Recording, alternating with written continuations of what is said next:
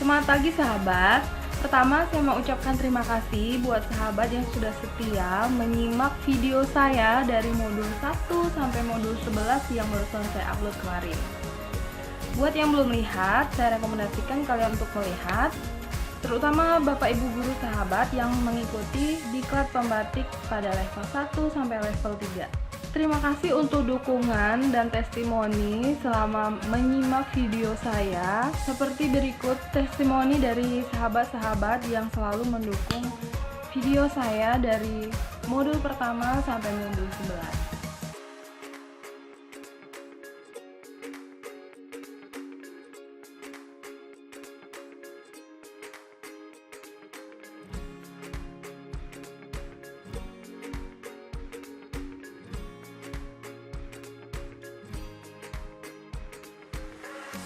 Ya, video kali ini berisi mengenai bedah modul 12 pada pembatik level 3.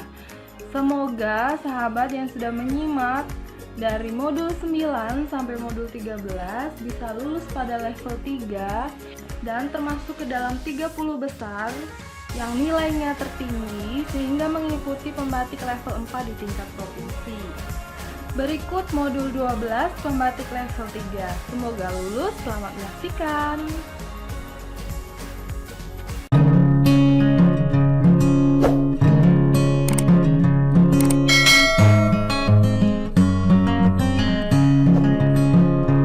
Selamat pagi sahabat.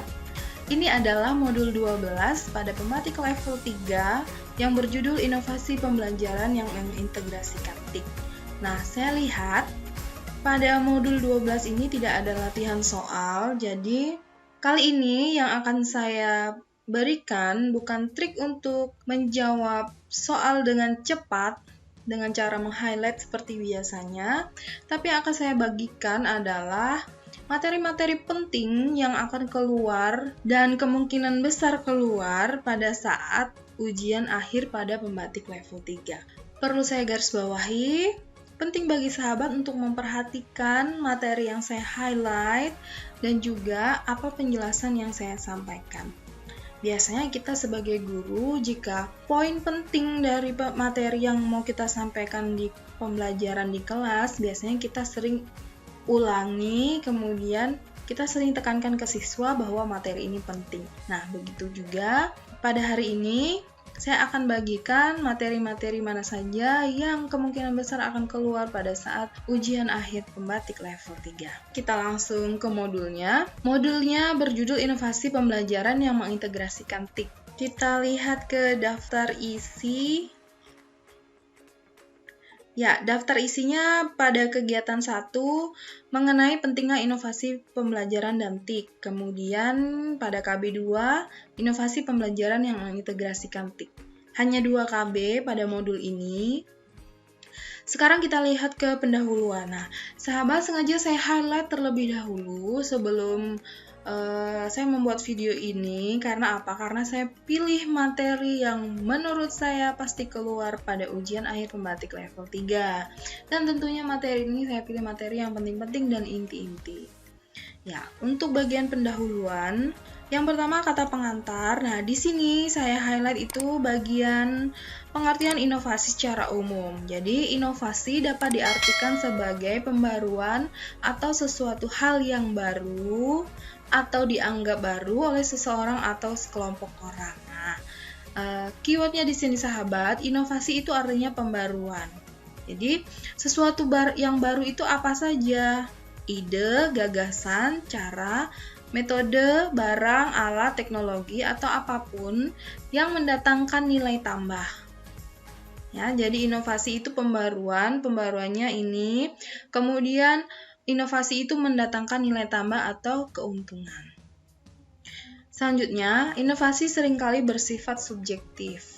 Nah, karena sifat baru dan nilai tambah bagi seseorang mungkin akan berbeda dari orang lainnya. Jadi, subjektif di sini artinya inovasi itu berbeda dari satu orang dengan orang lainnya. Nah, contohnya di sini, ini penting ya sahabat. Contohnya adalah penggunaan LCD proyektor di kelas. Bagi sebagian guru itu merupakan inovasi, tapi bagi sebagian yang lainnya tidak. Misalnya, pada guru di sekolah di desa, penggunaan LCD proyektor itu merupakan inovasi pembelajaran. Mungkin hal baru bagi guru tersebut atau bagi siswa di sekolah tersebut.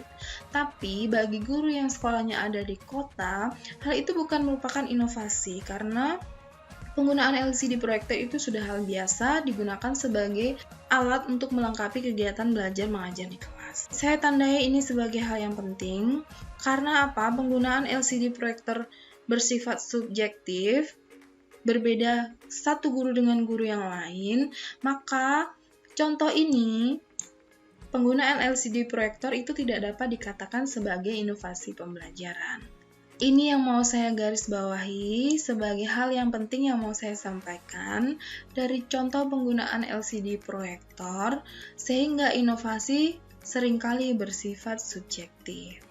Pada halaman 11, sahabat, setelah melihat soal ujian pada pembatik level 1, level 2, dan level 3, dapat saya simpulkan kemungkinan besar soal yang keluar pada ujian akhir itu karena setiap level memiliki 4 modul, maka masing-masing modul itu memiliki komposisi materi yang akan keluar pada soal ujian akhir. Kita anggap saja dari 4 modul itu yang akan keluar 25%, 25%. Jadi kalau ada 40 soal, maka dari modul yang pertama 10, modul kedua 10, modul ketiga 10, dan modul yang keempat itu 10. Sama seperti pembatik pada level 3.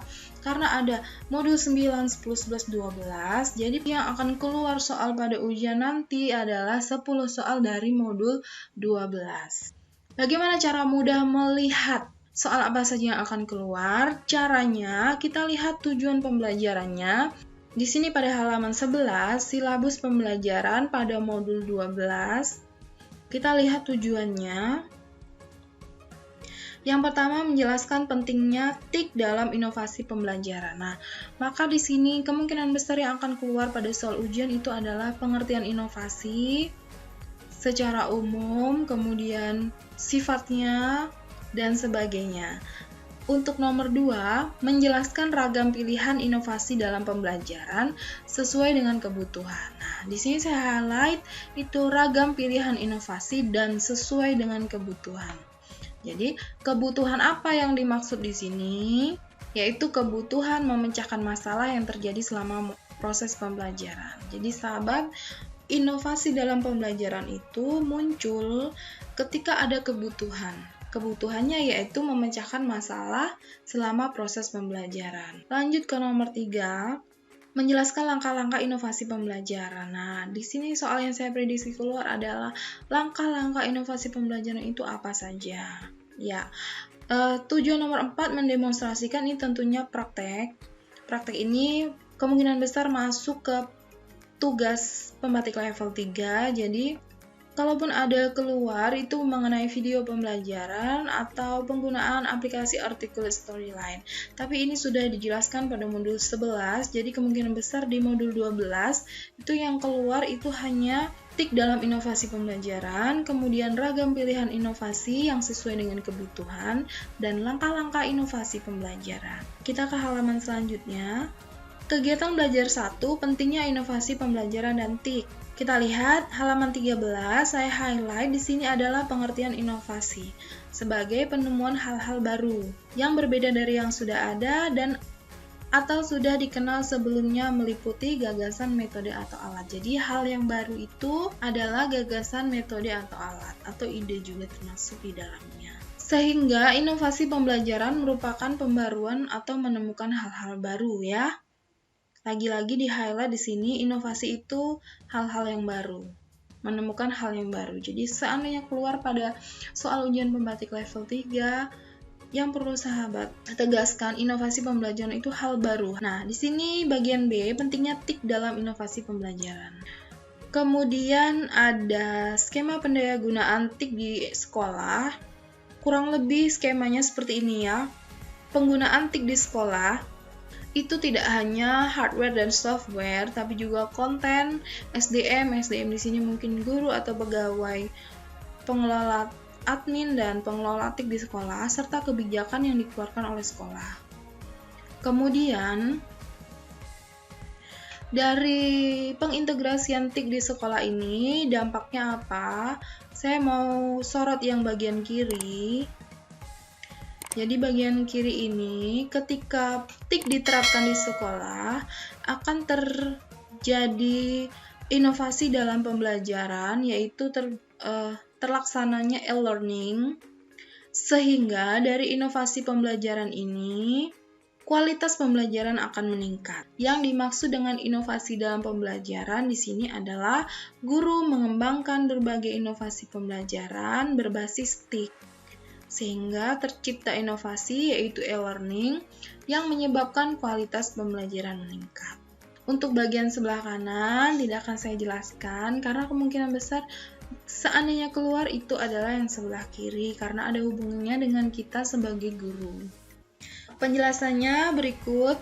TIK di sekolah bukan sekedar hardware dan software semata, tapi ada elemen pendukung. Elemennya ada apa saja? Ada 5, yaitu hardware, software, konten, SDM atau sumber daya manusia, dan kebijakan. Dan semuanya harus ada untuk saling melengkapi.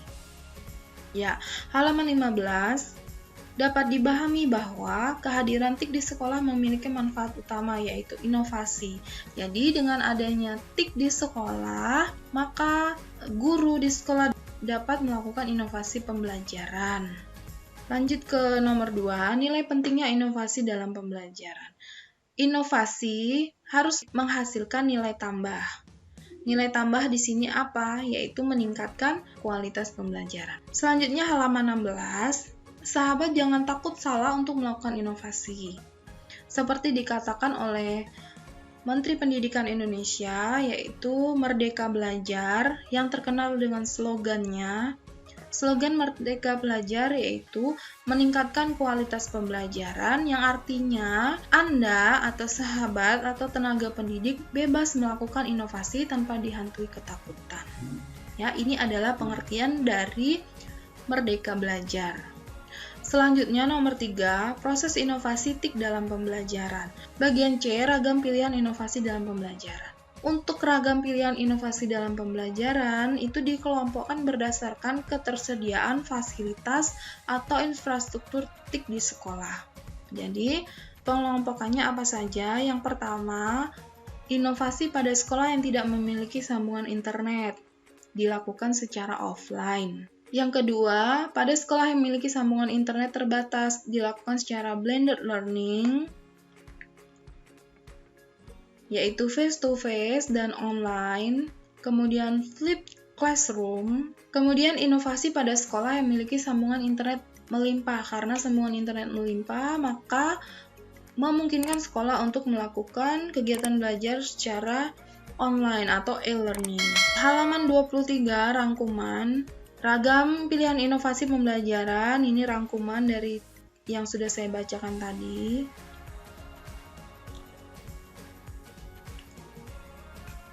Lanjut ke kegiatan belajar 2 pada halaman 25, inovasi pembelajaran yang mengintegrasikan TIK.